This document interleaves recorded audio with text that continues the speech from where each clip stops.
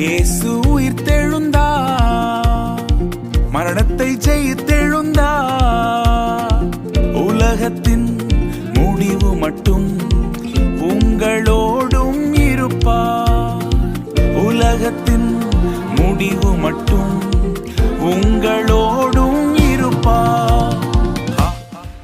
ஆண்டவரும் இரட்சகருமாகிய இயேசு கிறிஸ்துவின் இனிதான நாமத்தினாலே இந்த பரிசுத்த நாளின் காலை வேளையிலே ஆண்டவராக இயேசு கிறிஸ்து உயிர்த்தெழுந்த பண்டிகையின் நல்வாழ்த்துக்களை உங்களுக்கு நான் தெரியப்படுத்துகிறேன்.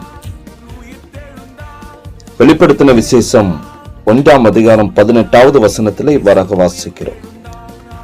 மரித்தேன், ஆனாலும் இதோ சதா காலங்களிலும் உயிரோடு இருக்கிறேன். ஆமேன்.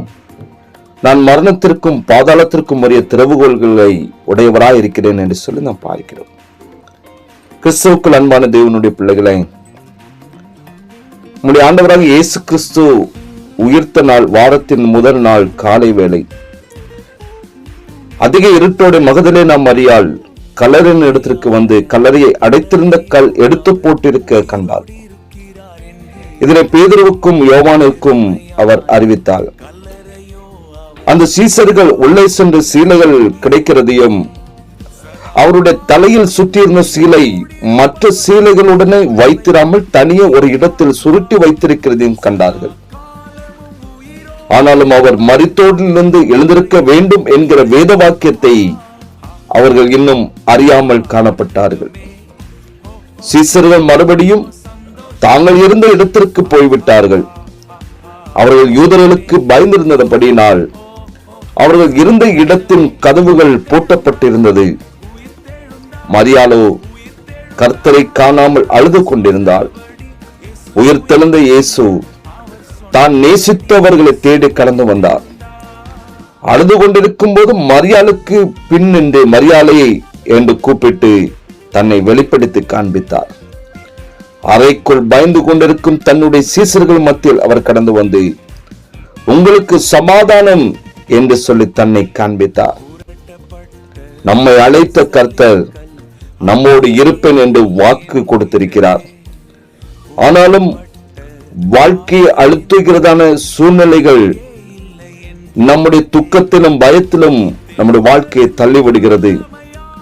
அந்த வேளையிலே நம்மை நேசிக்கின்ற தெய்வம் இயேசுவானவர் நாம் இருக்கிற இடத்துக்கு நம்மை தேடி வருகிறவராயிருக்கிறார். அந்த இடம் நம்முடைய வேறு எந்த இடமாக காணப்பட்டாலும், நாம் இருக்கிறதான எந்த இடமாக இருந்தாலும், என்றென்றும் ஜீவிக்கின்ற கர்த்தர் தன்னுடையவர்களை அவர் கைவிடாமல் அவர்களை நேசித்து கடந்து வந்து அவர்களை தேற்றுகிறவராயிருக்கிறார். அவர்களுடைய தேவைகளை சந்திக்கிறவராயிருக்கிறார். அவர்களோடு கூட உறவாடுகிறவராக இருக்கிறார். ஆண்டவராக இயேசு கிறிஸ்து ஜெயங்கொண்ட கிறிஸ்துவானவராய் மரணத்தை ஜெயித்தவராக அவர் உயிர் தெழுந்தார். மரித்தேன், ஆனாலும் இதோ சதா காலங்களிலும் உயிரோடு கூட இருக்கிற இந்த தீர்க்க தரிசனம் வார்த்தைகள் முற்றிலுமாய் நிறைவேறினது. மரணத்தை ஜெயித்த கிறிஸ்துவானவர் ஜெயாலியாக நம்முடைய வாழ்க்கையிலே சகல காரியங்களையும் ஜெயத்தின் பாதையிலே வழி நடத்தும்படியாக அவர் மரணத்தை ஜெயித்து இன்றும் என்னோடும் உங்களோடு கூட உறவாடுகிற தேவனாயிருக்கிறார். நம்மை வழிநடத்துகிறவராயிருக்கிறார். நம்முடைய தேவைகளை சந்திக்கிறவராக இருக்கிறார். நம்மை ஜீவனுள்ள பாதையிலே வழிநடத்துகிறவராக இருக்கிறார். அவரிடத்தில் நம்மை அர்ப்பணிப்போம். ஜெபிக்கலாமா? இரக்கத்தில் ஐஸ்வர்யமுள்ள தேவனே, எல்லாம் முடிந்தது என்று சொல்லி மனிதர்கள் சொல்லுகின்றதான பொழுது யாரும் அறியாத ஒரு புதிய அத்தியாயத்தை எங்கள் வாழ்க்கையை நீர் ஆரம்பித்து தருகிறேன். அதற்காக நாங்கள் உமக்கு நன்றி செலுத்துகிறோம். ஆண்டவரே, உம்முடைய வேலைக்கு காத்திருந்து தகுப்பனை பொறுமையாக சகலவற்றையும் நிதானித்து அறிந்து அவைகளை செய்ய எங்களுக்கு அப்படிப்பட்ட பொறுமையை தந்து நீர் வழி நடத்துவீராக. நீர் மரணத்தை ஜெயித்தீர். இன்றும் எங்கள் வாழ்க்கையில் ஆண்டவரை சகலவற்றையும் ஜெயமாய் கட்டளையிட நீர் போதுமானவர். அதற்காக உமக்கு நன்றி செலுத்துகிறோம். நாங்கள் உம்முடைய வழிகளை பின்பற்றி நடந்து உம்முடைய சுத்தம் செய்ய எங்களை அர்ப்பணிக்கிறோம். இயேசுவின் நாமத்தில் ஜெபிக்கிறோம் நல்ல பிதாவே. ஆமென், ஆமென். பெருமையான கல்லறையோ அவர் உயிரோடு இருக்கிறார் என்கிறதே. வெறுமையான கல்லறையோ அவர் உயிரோடு இருக்கிறார் என்கிறதே.